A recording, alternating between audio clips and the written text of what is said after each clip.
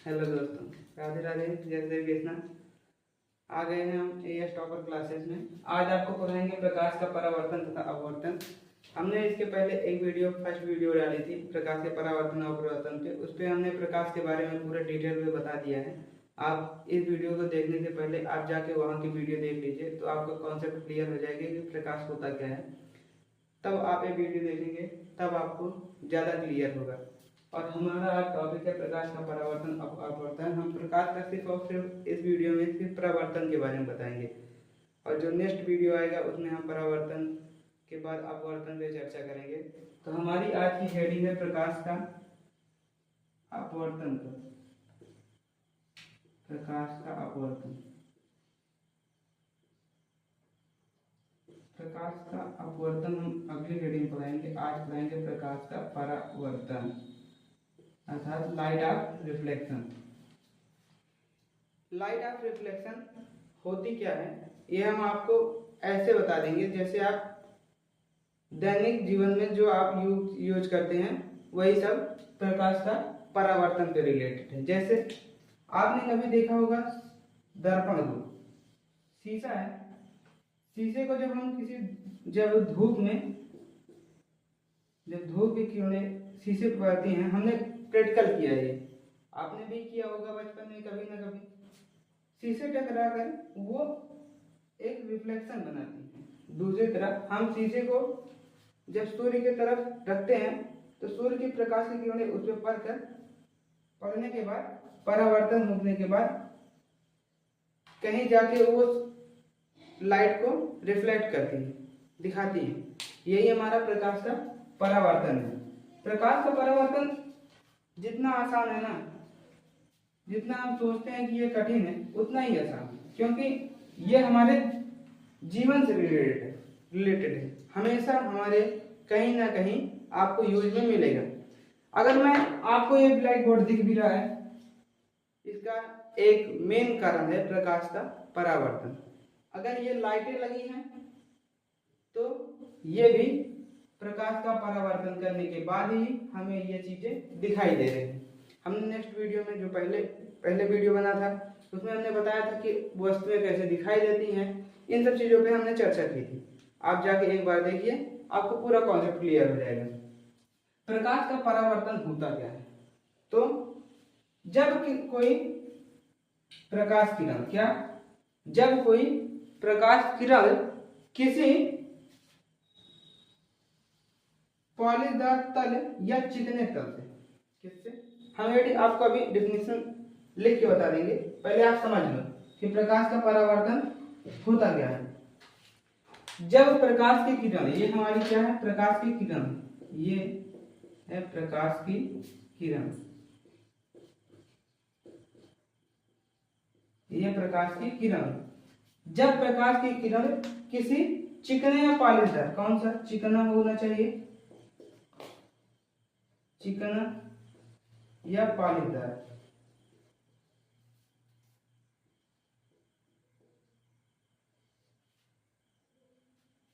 चिकना होना चाहिए या पॉलीदार। जब प्रकाश की किरण किसी चिकने या पॉलीदार तल से टकरा कर उसी माध्यम में, मतलब ये हमारा माध्यम है,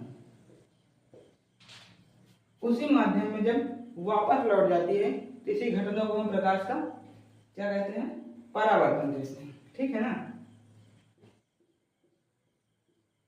ये हमारा तल है। ठीक है, हमने समझ लिया कि प्रकाश का परावर्तन क्या होता है। तो हम हेडिंग लिखे हैं, अब हम आपको डिफिनीशन लिख के दिखाते हैं, क्योंकि बोर्ड में डिफिनीशन का बहुत बड़ा योगदान है। यदि हम डिफिनीशन ही हमें नहीं लिखना आता होगा तो हम चाहे जितना कुछ भी कर लें वो ना के बराबर है। हमें चाहे जितना आता हो, यदि हम बोर्ड एग्जाम में नहीं लिख पाते हैं तो जान लो हमें कुछ नहीं आता, क्योंकि दुनिया रिजल्ट देखती है, आपके सिर्फ सफलता देखेगी, आपकी मेहनत नहीं देखेगी। अगर आप कामयाब हो गए तो आपकी सफलता है। अगर आप पढ़ने के बाद चाहे जितना पढ़ लो, अगर नाकाम रहे तो सिर्फ और सिर्फ दुनिया हंसेगी और कुछ नहीं करेगी। तो आपको प्रकाश का परावर्तन हमने समझा दिया कि जब प्रकाश की किरण किसी चिकने या पॉलीदार तल से टकराकर उसी माध्यम में वापस लौट जाती है तो उसे क्या कहते हैं, प्रकाश का परावर्तन कहते हैं। हम इसको लिख देते हैं आपका प्रकाश का परावर्तन। प्रकाश का परावर्तन क्या होता है? प्रकाश किरण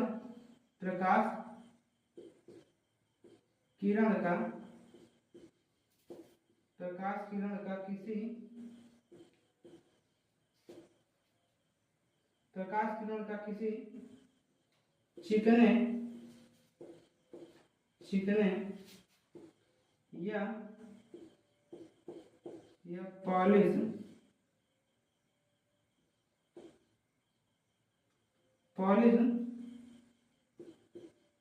दार तल से, यहाँ पॉलिश होता है, पॉलिशदार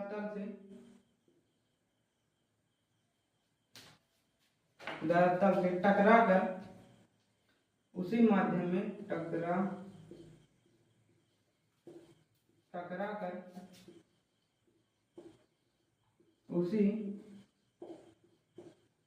माध्यम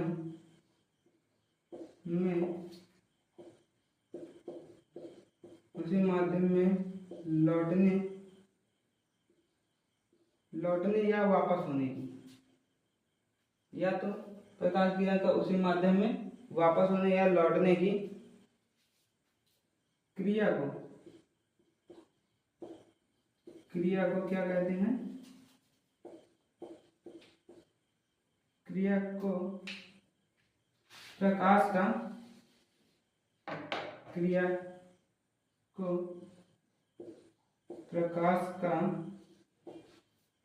क्या कहते हैं? हम परावर्तन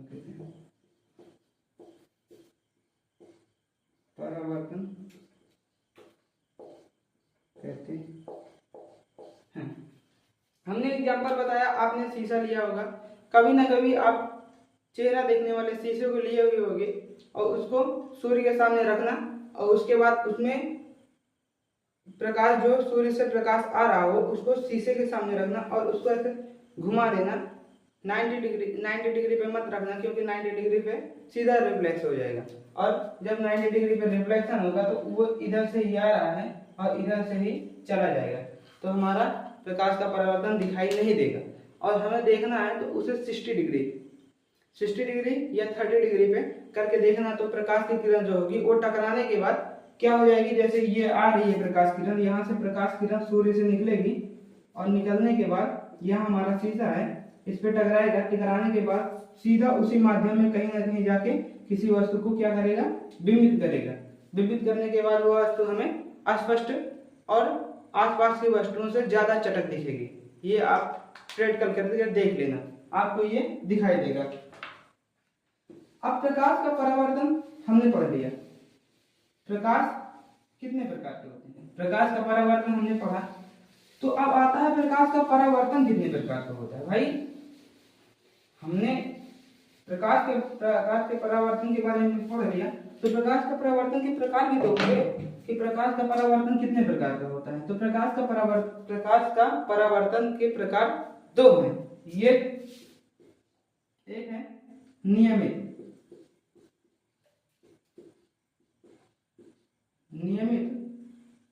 परावर्तन, ठीक है, और एक है अनियमित।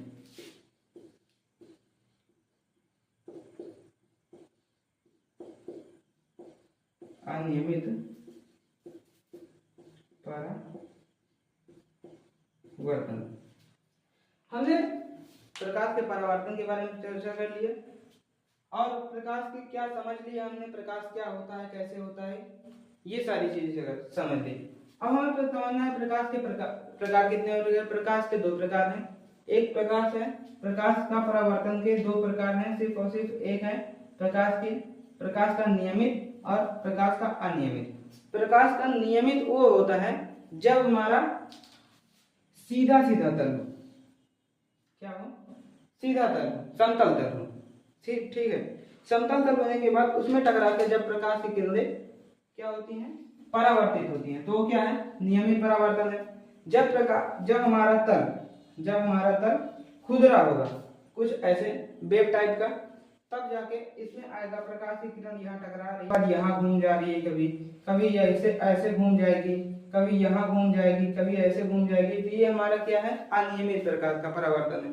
इसमें नियमित नहीं है कि गिरने के बाद कहाँ जाएगी कोई पता नहीं है, हमें कुछ नहीं पता, क्योंकि ये कहीं अगर ये प्रकाश की किरण यहाँ घूमी तो यहाँ घूम जाएगी, अगर ये प्रकाश की किरण यहाँ गिरी तो कहीं यहीं घूम जाएगी। मतलब ये है कि अनियमित है, नियमित नहीं है कुछ भी। अनियमित का मतलब ये होता है कि निश्चित नहीं होना। क्या? निश्चित नहीं होता, नहीं होना। जबकि नियमित परावर्तन का मतलब ये होता है कि निश्चित होना। जैसे अगर ये प्रकाश की किरण इस पे गिर रही है तो ये परावर्तन के बाद ठीक उतने ही एंगल पे दूसरे दिशा में क्या हो जाएगी, परावर्तित हो जाएगी। हमने समझ लिया। अब डिफिनीशन लिखने की जरूरत है या नहीं है ये नहीं पता हमें, क्योंकि हमने पहले ही बता दिया कि आप बोर्ड में और कक्षा 10 का सिलेबस है, और कक्षा 10 के सिलेबस के एक ही रीजन है कि ये लिखना पड़ता है। वो पूछ सकता है कि प्रकाश का परावर्तन क्या होता है। तो हमने परावर्तन आपको बता दिया कि किसी प्रकाश की किरण जब किसी पॉलिशदार या चिकने तल से टकराकर उसी माध्यम में लौट जाती है तो इस घटना को या इस प्रक्रिया या क्रिया को घटना ही है, एक प्रकार की है घटना ही है। घटना को ही क्या कहते हैं हम, प्रकाश का परावर्तन कहते हैं। हमने इतना समझ लिया। प्रकाश के परावर्तन के बारे में हमने जान लिया कि प्रकाश का परावर्तन दो प्रकार का होता है, एक नियमित परावर्तन, एक अनियमित परावर्तन। ठीक है, अब हम डेफिनेशन देखते हैं कि प्रकाश का परावर्तन और प्रकाश के परावर्तन का जो नियमित परावर्तन होता है वो कैसा होता है और अनियमित परावर्तन होता है वो कैसा होता है। ये हमने सिर्फ आपको समझा दिया है। अब आपको डेफिनेशन दिखाते हैं कि डेफिनेशन कैसे लिखनी है। पहला लिखना है, पहला है नियमित परावर्तन। क्या है? नियमित परावर्तन। ठीक है, नियमित परावर्तन जब प्रकाश किरण, जो बच्चे अभी तक वो वाला वीडियो नहीं देखे हैं वो ये नहीं समझ पाएंगे प्रकाश की किरण होती क्या है। जब आप वो वीडियो देखोगे तो आपको समझ में आ जाएगा कि प्रकाश किरण क्या होती है। जब प्रकाश किरण किसी समतल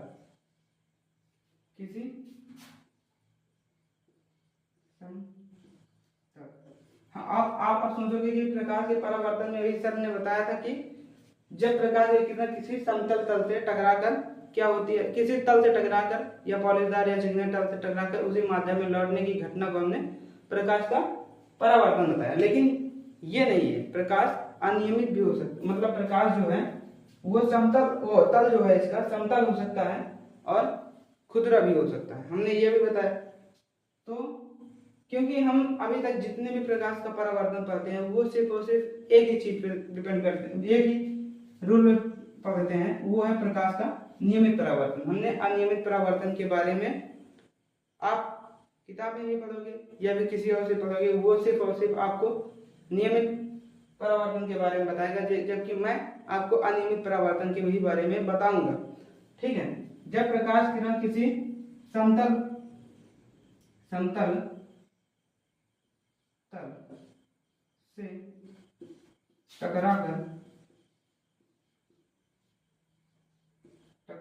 उसी माध्यम में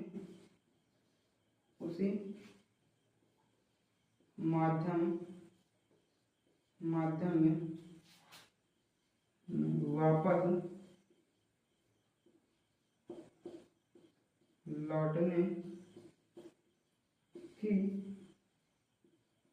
घटना को प्रकाश का नियमित परावर्तन कहते हैं। प्रकाश का नियमित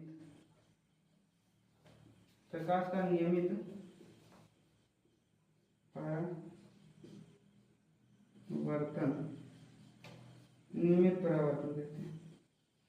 ठीक है, ये हो गया हमारा नियमित परावर्तन का। जैसे आए दिन हमने देखा है कि शीशे वाला एग्जाम्पल आप समझ लिए हो, आपको प्रकाश के परावर्तन जब सिखाया था, आप जाके एग्जाम्पल देख लेना। आप एक्सपेरिमेंट भी कर सकते हो, क्योंकि कुछ लगना नहीं है, जाके आप देख लो। ठीक है, अब यही आ जाता है हमारा प्रकाश का अनियमित वाला। ठीक है, नियमित हम क्योंकि आज प्रकाश के बारे में नहीं बताएंगे आपको, ये नहीं दर्पण के बारे में बताएंगे, ये सब नहीं। हम आपको आज सिर्फ और सिर्फ प्रकाश के बारे में, वो भी डिटेल में बताएंगे कि प्रकाश का क्या क्या है, प्रकाश का परावर्तन कैसे होता है, क्या होता है, ये सारी चीजें आपको इसी वीडियो में आज हम खत्म कर देंगे। अब हम देखेंगे प्रकाश का अनियमित परावर्तन कैसे होता है। क्या होता है अनियमित? दूसरा है हमारा अनियमित। ठीक है, अनियमित होता है जब प्रकाश की किरण, हमने आपको बता दिया है कि प्रकाश का नियमित अनियमित कैसे होता है, सिर्फ अब इससे डिफिनेशन दिखाएंगे आपको। जब हम लिख क्यों रहे हैं, क्योंकि आपको लिखने का तरीका पता चल जाए, क्योंकि मैं किताब से नहीं देखूंगा, मैं अपने हिसाब से आपको डिफिनेशन लिखाऊंगा, जिससे आपको याद करने में एकदम आसानी हो जाए। ये नहीं कि किताब की भाषा है, किताब की भाषा सबको आती है, अपनी भाषा बना के दिखाओ, तब हम जानते हैं हाँ आप पढ़ने में तेज हो। क्योंकि मैं भी एक टॉपर रह चुका हूं, मैं भी टॉपर हूं। क्योंकि 12th की बात की जाए या फिर 10th की बात की जाए, दोनों जगह मैंने इतने अच्छे स्कोर किए। इसमें मेरे फिजिक्स में थे 90 और केमिस्ट्री में थे 97 और बायोलॉजी में भी थे 97। ठीक है, सिर्फ दो चीजें हमें खा गई, वो है हमारी हिंदी और एक थी इंग्लिश। ठीक, और 10th में भी हमारे अच्छे मार्क्स थे 90। ये साइंस में हमारे थे 95। तो हमको आपको साइंस ही पढ़ा रहे हैं, तो हम कैसे भी पढ़ाएंगे आपको, कम से कम बात कर रहे हैं तो 90 तो आपको दिला कर ही अपना भाई मानेगा तुमको। ठीक है ना, क्योंकि हमारी एक सिस्टर भी है, उनको भी पढ़ाया था हमने, तो वो भी उनका परसेंटेज था 89। ठीक है, 89 पॉइंट कुछ था, माने तो वो 90 के बराबर था, लेकिन हम मानते हैं 9 और 89। ये हम हमारे पढ़ाए हुए थे कि हमने इनको पढ़ाया है। तो आप जब हमसे पढ़ रहे हैं, वो भी ऑनलाइन पढ़ रहे हैं, वो भी फ्री ऑफ कॉस्ट, आ सकते हो आप लोग हमारे ऑफलाइन सेंटर पे भी आ सकते हो, आपको फ्री ऑफ कॉस्ट सारी चीजें पढ़ाई जाएंगी। तो हम आपको प्रकाश का परावर्तन के बारे में पढ़ा रहे हैं, हम ज्यादा टाइम आपका वेस्ट ना करके आपको सीधा पढ़ाते हैं कि प्रकाश का अनियमित क्या होता है। जब प्रकाश किरण किसी खुदरे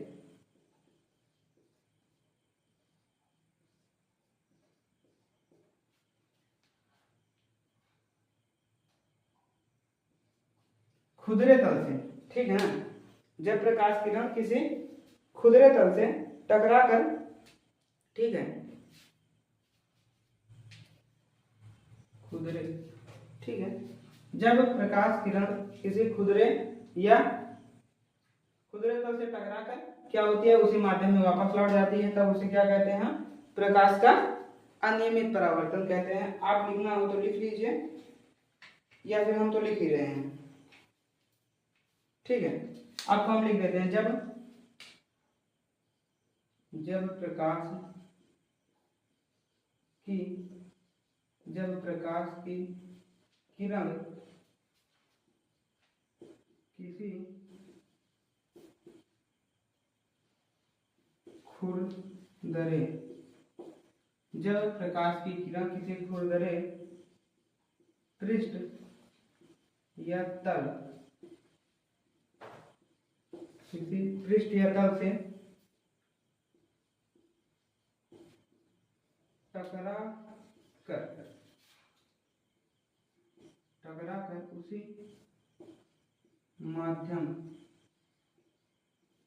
जब प्रकाश की किरण किसी खुदरे पृष्ठ या तल से टकरा कर उसी माध्यम में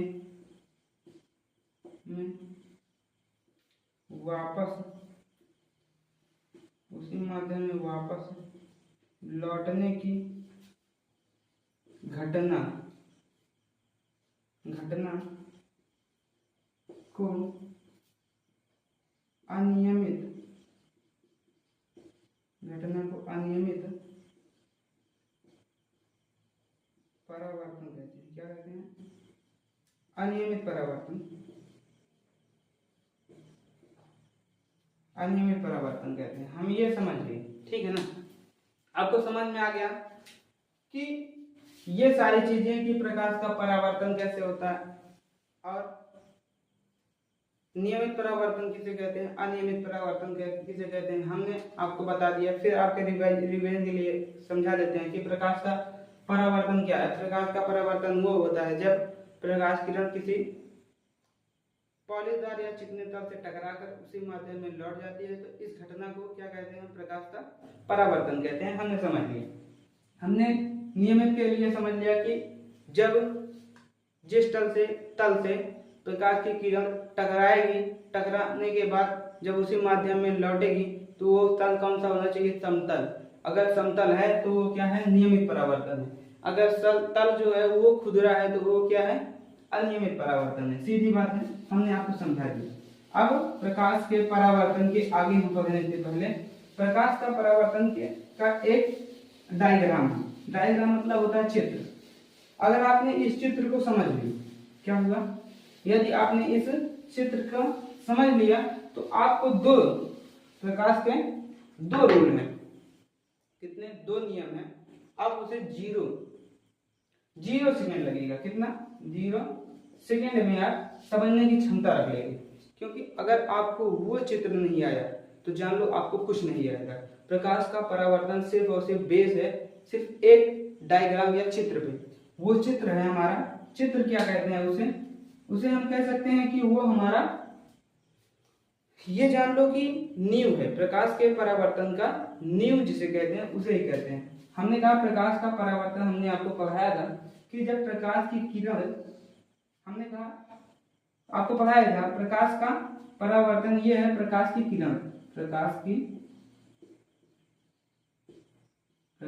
किरण है।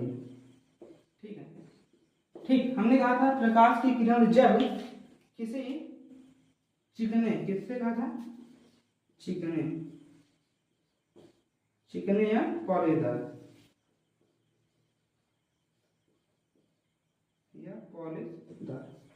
हमने सिर्फ दो चीज कहा था कि प्रकाश की किरण जब किसी चिकने या पॉलीदार तल से टकराकर उसी माध्यम में क्या हो जाती है? वापस लौट जाती है। उसी माध्यम में क्या हो गई? वापस हो गई। ये प्रकाश की किरण आई और चिकने या पॉलीदार तल से टकराकर क्या हो गई? उसी माध्यम में वापस हो गई। ये हमने समझ लिया, ठीक है। इस घटना को हमने क्या कहा था? प्रकाश का परावर्तन कहा था, ठीक है। जो ये प्रकाश की किरण आ रही है इसे क्या कहते हैं? आपतन। इसे कहते हैं आपतन और इसे कहते हैं आपतित किरण। क्या कहते हैं? आपतित किरण। और जो इस तल से टकरा कर वापस लौट रही है इस किरण को कहते हैं परावर्तित किरण। क्या कहते हैं? परावर्तित किरण कहते हैं, ठीक है। हमने समझ लिया तब में कि प्रकाश की किरण जब चिकने या पॉलीदार तल से टकराती है तो उस किरण को, जो किरण आती है, जो प्रकाश की किरण आती है उसे क्या कहते हैं? आपतित किरण कहते हैं। और जो टकराने के बाद वापस चली जाती है उसे क्या कहते हैं? परावर्तित किरण कहते हैं। ये अभी आपको लिख के दूंगा, ठीक है। और नोट्स के लिए मैं डिस्क्रिप्शन में टेलीग्राम का लिंक अभी बना के भेज दूंगा आपके लिए। और चिकने या पॉलीदार तल से टकराती है और जो ये तल है इसको क्या कहते हैं? इसको कहते हैं परावर्तक तल। क्या कहते हैं? परावर्तक तल। इसको कहते हैं परावर्तक तल।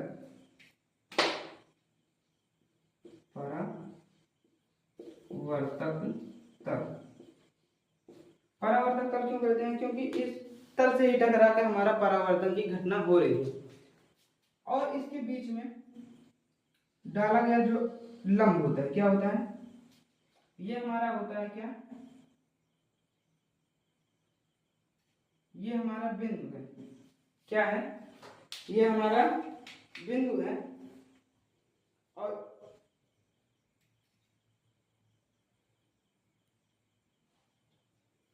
इस बिंदु को हम क्या कहते हैं, आप बताइए। यदि यहां से किरण आगे यहां टकरा रही है और ये किरण हमारी क्या है, आपतित किरण है। क्या है, आपतित किरण है। तो जब आपतित किरण जिस बिंदु पे टकराती है उस बिंदु को क्या कहते हैं, आपतन बिंदु। क्या कहते हैं, आपतन बिंदु। तो उसी प्रकार ये आपतित किरण जब इस बिंदु पे टकरा रही है तो इस बिंदु को क्या कहते हैं, इस बिंदु को कहते हैं आपतन बिंदु।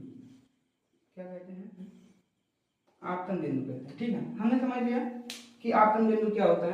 और ये आपतन बिंदु पे डाला गया लंब भी क्या होता है, हमारा अभिलंब होता है। क्या होता है, अभिलंब होता है। ठीक है, हमने समझ लिया, क्या क्या समझ लिया कि प्रकाश का आपतित किरण क्या होती है, परावर्तित किरण क्या होती है, अभिलंब क्या होता है, आपतन बिंदु क्या होता है और परावर्तक तल क्या होता है। जिस तल से प्रकाश की परावर्तन की घटना होती है, जिस तल पे, उसे क्या कहते हैं, परावर्तक तल कहते हैं। क्या भी कह सकते हैं, आपतित किरण और परावर्तित किरण जिस तल पे टकराते हैं उसे क्या कहते हैं, परावर्तक तल कहते हैं। या तो फिर अब परावर्तन बिंदु के लिए हम डेफिनेशन लिख सकते हैं कि आपतित किरण और परावर्तित किरण जिस बिंदु पर टकराती हैं उस बिंदु को हम क्या कहते हैं, क्या कहते हैं, आपतन बिंदु कहते हैं।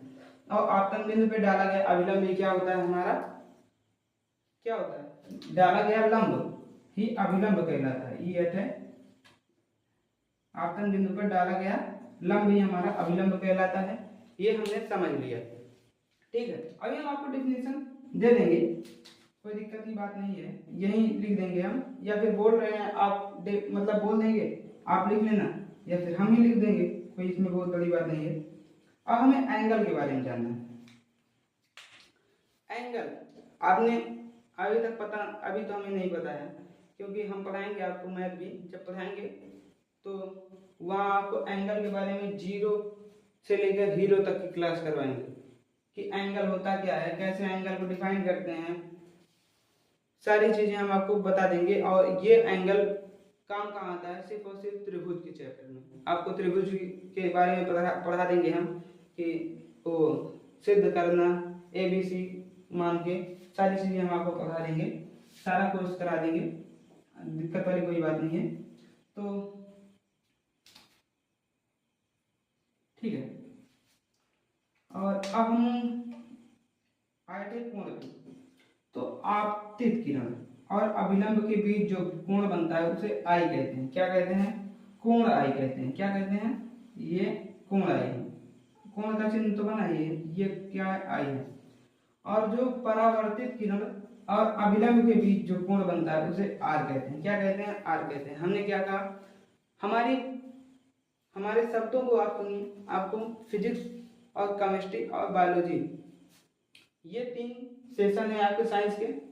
ये 0 है आपकी अगर IQ लेवल, तब भी वो 100 के करीब तो चली जाएगी। हम ये नहीं कह रहे हैं कि 100 पहुंचेगी, 100 नहीं पहुंचेगी तो 95 तो आपको IQ लेवल आपकी साइंस में हो ही जाएगी। तो आप साइंस को समझ जाओगे 0 से 100 तो हम नहीं कह सकते कि आप कर ही लोगे, क्योंकि सबके दिमाग का कैपेसिटी अलग अलग होती है, कि क्षमता अलग अलग होती है। तो आप सिर्फ और सिर्फ 95 पे फोकस करो, 5 तो आपको ऐसे ही मिल जाएगा।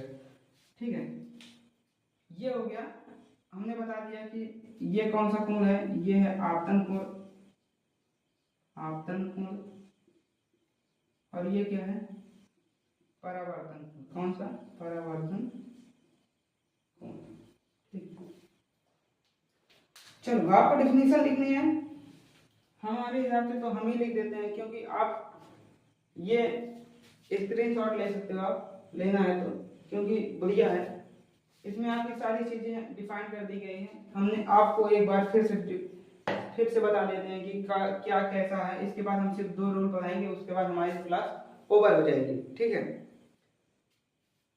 प्रकाश की किरण, देखो जो किरण आ रही है, ठीक है, वो क्या है, हमारी आपतित किरण है, कह सकते हैं।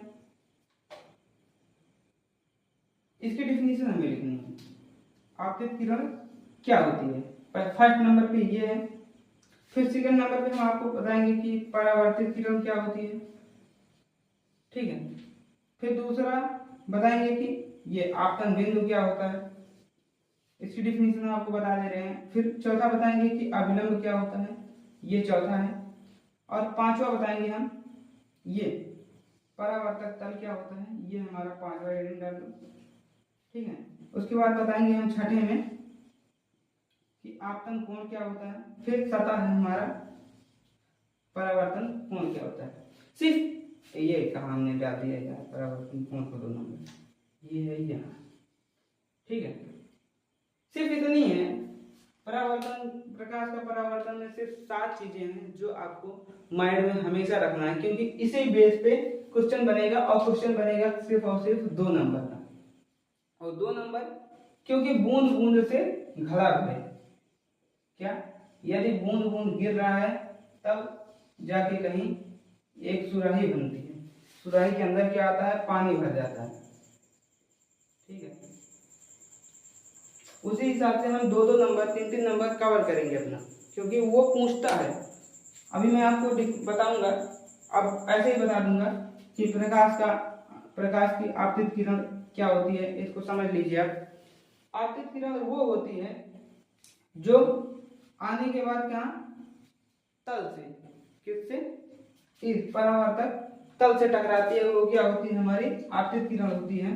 और आपतित किरण, और ये तो आपतित किरण हो गई, और परावर्तित किरण वो होती है जो इस तल से टकराने के बाद उसी माध्यम में वापस लौट जाती है। उस किरण को क्या कहते हैं, परावर्तित किरण कहते हैं। और आपतन बिंदु तीसरा है हमारा। आपतन बिंदु क्या कहते हैं, मतलब आपतन बिंदु क्या होता है, आपतन बिंदु जहां आपतित किरण और परावर्तित किरण दोनों मिलती हैं, वो क्या होती हैं, वो क्या होता है, वो बिंदु होता है हमारा आपतन बिंदु।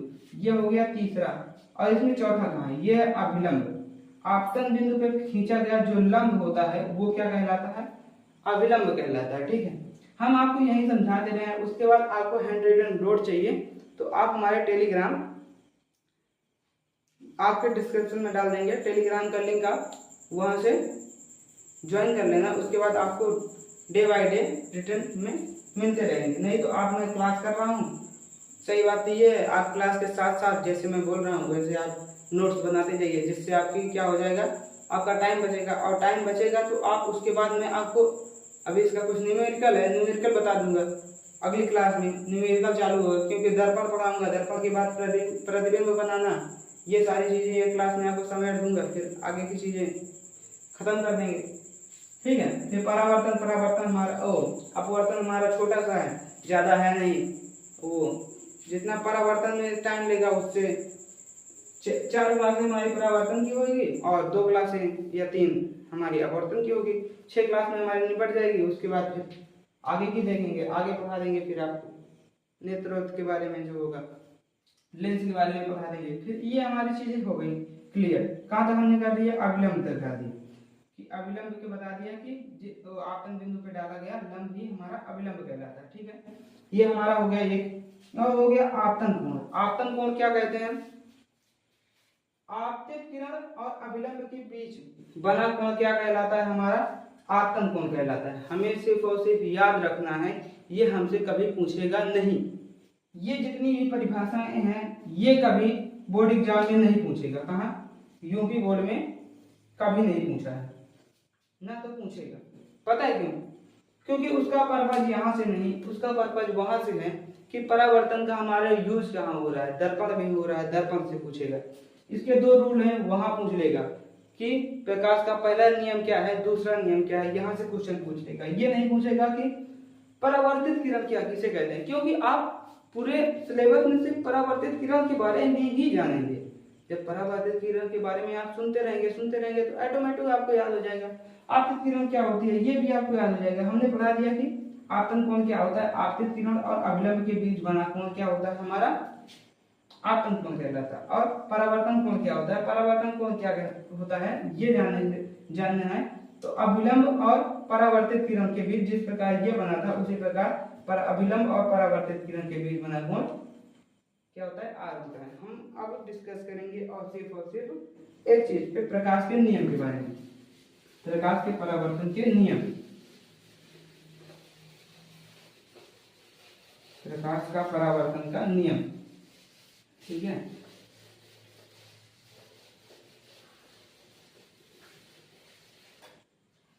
नियम जानेंगे प्रकाश के परावर्तन का नियम।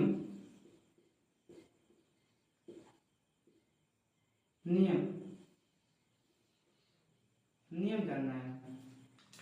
जैसे हमारे यहाँ पे कुछ नियम है, कानून है, क्लास में कुछ और करते हैं, बाहर कुछ और करते हैं, इंटरवल में कुछ और करते हैं, सबकी टाइमिंग फिक्स है कि हमें कब क्या करना है। उसी प्रकार प्रकाश का भी कुछ नियम है, नियम कानून।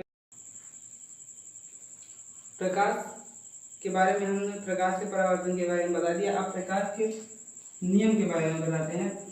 तो नियम, प्रकाश के सिर्फ दो नियम है, और पहला नियम जो है वो प्रकाश की परिभाषा से है।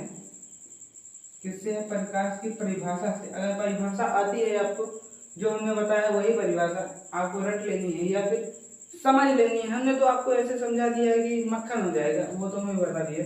और दूसरा है प्रकाश का कोण से आता है। किससे? प्रकाश के कोण से आता है दूसरा नियम। तो दोनों नियम एकदम आसान है, और यहाँ से हमें दो मार्क्स मिलेंगे। ठीक है, 2 मार्क्स मिलेंगे ही मिलेंगे, क्योंकि हमेशा वो घुमा फिरा के कहीं ना कहीं से या तो पूछ लेगा, ऐसे चित्र बना के पूछ लेगा, ये वाले कोण 45 डिग्री है, आई कोण 45 है, तो आर कोण कितना होगा, कोण आर कितना होगा।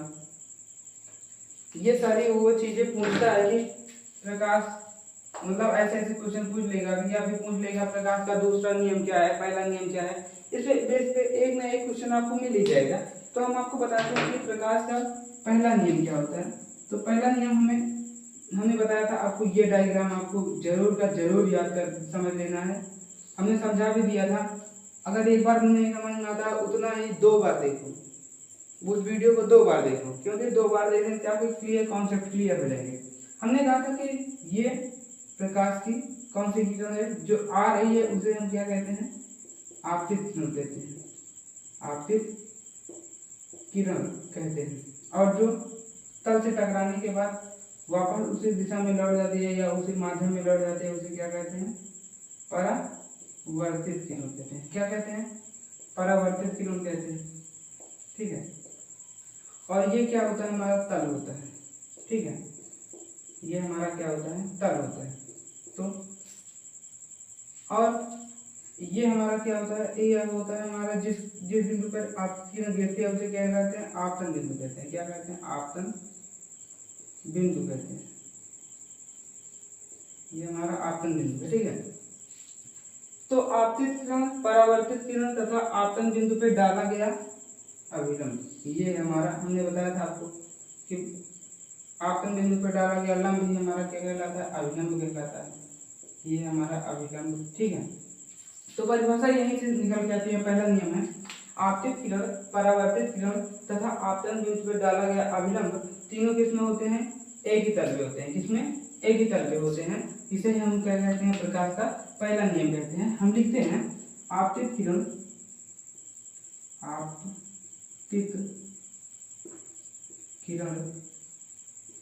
परावर्तित किरण, क्या आपतित किरण, परावर्तित किरण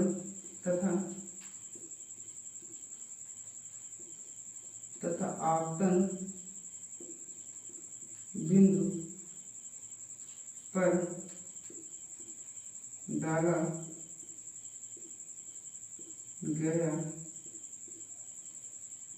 अभिलंब तीनों किस पे होते हैं, तीनों एक ही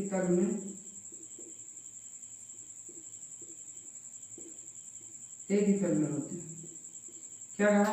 आपतित किरण, परावर्तित किरण तथा आपतन, ये है हमारा ये आपतन बिंदु पर डाला गया अभिलंब, तीनों ये और ये तीनों किस पे हैं, एक ही तल पे हैं, ये वाले तल पे हैं। यही हमारा क्या है, प्रकाश का पहला नियम है, रूल नंबर 1। ठीक है, फिर हम समझते हैं दूसरा नियम क्या होता है। दूसरा नियम तो इससे भी आसान है। पहले नियम तो हमारी क्या है, परिभाषा से रिलेटेड है कि हाँ परिभाषा, ये हमारी है आपतित किरण है, परावर्तित किरण है, अभिलंब है, ये तीनों मिलके एक ही तल पे हैं। ये तो हमने पहले ही प्रकाश में परावर्तन के वो डायग्राम में ही समझ लिया कि आपतित किरण क्या होती है, परावर्तित किरण क्या होती है, आपतन बिंदु क्या होता है, परावर्तन बिंदु क्या होता है, वो अभिलंब क्या होता है, तल क्या होता है, आपतन कोण क्या होता है, परावर्तन कोण क्या होता है, ये सारी चीजें हमने आपको पढ़ाई थी। इसके बाद आता है रूल नंबर 2। ये जो आपतित किरण है और ये अभिलंब, इन दोनों के बीच एक कोण बनता है, हमने बताया था। तो आप बताओगे वो कोण होता है हमारा आई। इस कोण का नाम आप बताओ क्या होता है, कमेंट कर देना आप कि आपतन किरण, आपतित किरण और अभिलंब के बीच जो कोण बनता है उस कोण का क्या नाम है, आप कमेंट करके बता देना। इस कोण का नाम है आपतन कोण। क्या कहते हैं इसे, हम बता दे रहे हैं, आप कमेंट कर देना, आपतन कोण। और आपतित वो परावर्तित किरण और अभिलंब के बीच जो कोण बनता है इस कोण का नाम है आर। इस कोण को कहते हैं परावर्तन कोण। क्या कहते हैं, परावर्तन कोण कहते हैं। ठीक है, आपको ये चीज समझ में आ गई।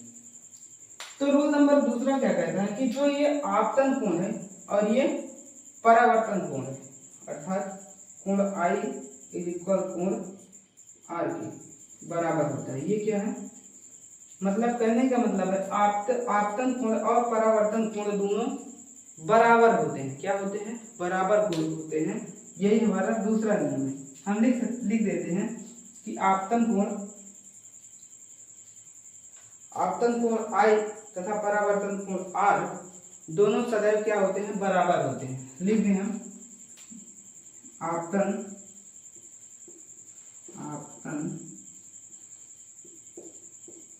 कोण आई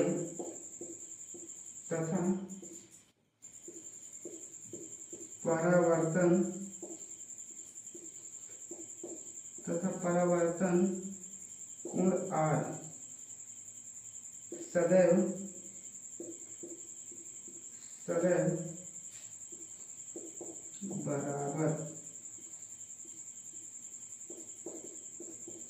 बराबर होते। ठीक, ये कह देगा आपतन कोण आई तथा परावर्तन कोण आर सदैव बराबर होते हैं। कहने का तात्पर्य है कोण आई इक्वल कोण आर। ठीक है, कोण आई इक्वल कोण आर के बराबर होते हैं। और बोर्ड एग्जाम में सबसे ज्यादा किसमें, बोर्ड एग्जाम में सबसे ज्यादा दूसरे नंबर के रूल पे क्वेश्चन आते हैं। ठीक है, हम आपको कुछ सवालें दे रहे हैं, जैसे क्योंकि एक ही हमने आप फार्मूला बताया कि कोण आर और कोण आई दोनों बराबर होते हैं, तो आप हमें बताओगे, क्योंकि हम आपको सिर्फ और सिर्फ बोर्ड की तैयारी के लिए नहीं कह सकते, क्योंकि आगे जाके आपको, आप अगर आज पढ़ लिए कि ये चैप्टर आज जो आपको क्लियर हो गया, तो आप कक्षा 12 में जाओगे, वहाँ आपको पूरा यूनिट मिलेगी। आपको ये चैप्टर नहीं मिलेगा, आपको पूरी यूनिट मिलेगी रे ऑप्टिक्स के नाम से। किसके नाम से, रे ऑप्टिक्स। हम जो अभी पढ़ रहे हैं ये रे है, रे ऑप्टिक्स। ठीक, अभी हम रे ऑप्टिक्स के बारे में पढ़ रहे हैं, उसके बाद वहां जाओगे तो वेव ऑप्टिक्स भी पढ़ना पड़ेगा। ये दो यूनिट में बढ़ जाएगा, उसमें वेव के फॉर्म में चलेगी। लेकिन अभी हम यहाँ सिर्फ और सिर्फ रे पढ़ रहे हैं, रे ऑप्टिक्स के बारे में पढ़ रहे हैं। तो हमने अभी आपको फार्मूला एक ही बताया, वो भी सेकंड रूल पे, कि कोण आई और कोण आर बराबर होते हैं। इसका मतलब आपतन कोण और परावर्तन कोण एक दूसरे के सदैव बराबर होते हैं। ये कभी ये नहीं होगा कि कोण आई डज नॉट, या फिर कोण आई इज इक्वल नॉट कोण आर के बराबर होगा। ये चिन्ह होता है इज इक्वल नॉट का, इसका मतलब होता है, इस कोण का मतलब होता है बराबर नहीं है, इस कोण का मतलब बराबर नहीं है, जबकि ये इक्वेशन गलत है और ये इक्वेशन सही है। आपको कभी कभी OMR में आ जाएगा कि प्रकाश का दूसरा नियम जो है वो इसमें से कौन सा विकल्प सही है ये दे देगा, ठीक है। एक नियम ऐसा दे देगा और कुछ उसमें कर सकता है कि कह देगा n = I के, ऐसे करके आपको भ्रमित करेगा, लेकिन नहीं। क्वेश्चन के हिसाब से हमें देखना है कि कोण I और कोण R हमेशा बराबर होते हैं, ये दिमाग में रखना है। फिर हमें कभी कभी क्वेश्चन पूछता है बोर्ड एग्जाम में कि जैसे ये कोण 30 डिग्री का है, ये I है हमारी, ये कितना है 30 डिग्री है, तो कोण R कितने बराबर होगा, कितने डिग्री होगा। ऐसे भी क्वेश्चन पूछे जाते हैं, तो हम यहाँ से फार्मूला लगा के I = कोण R के बराबर होता है, और जब 30 डिग्री I है, 30 डिग्री का कोण I है, तो R भी 30 डिग्री के बराबर है, ये हमें पता है, क्योंकि हम ये अंडर रूट लगा रहा हूँ, मैं भी चूंकि आई हूँ, मैं भी चूंकि आई टाइप की हरकतें कर रहा हूँ, क्योंकि मैं भी आपकी तरह हूँ, ठीक है। 30 डिग्री कोण है, ये अब यहाँ डिग्री लगाए, ये कोण लगाने का कोई नहीं है, क्योंकि डिग्री आ गई, डिग्री खुद ही है कोण, तो कोण R 30 डिग्री है, कोई कोण I 30 डिग्री है, तो कोण R भी 30 डिग्री होगा। हमने आपको समझा दिया। ऐसे ही कुछ क्वेश्चन आएंगे छोटे मोटे जो इस बेस पे रहेंगे, सिर्फ आपसे जितना हमने पढ़ा है इसमें से 2 मार्क्स फिक्स हो जाएंगे। इसके बाद हमारी नेक्स्ट क्लास होगी किस पे, दर्पण के बारे में, कि दर्पण क्या है, फिर दर्पण में प्रतिबिंब कैसे बनते हैं, कितने प्रकार के दर्पण होते हैं, ये सारी चीजें हम आपको बताएंगे। बस आज के लिए सिर्फ इतना ही। हम आपसे अलविदा लेते हैं, मिलते हैं अगली क्लास में, नेक्स्ट वीडियो में। तो आपको इससे अच्छी क्लासें मिलेंगी।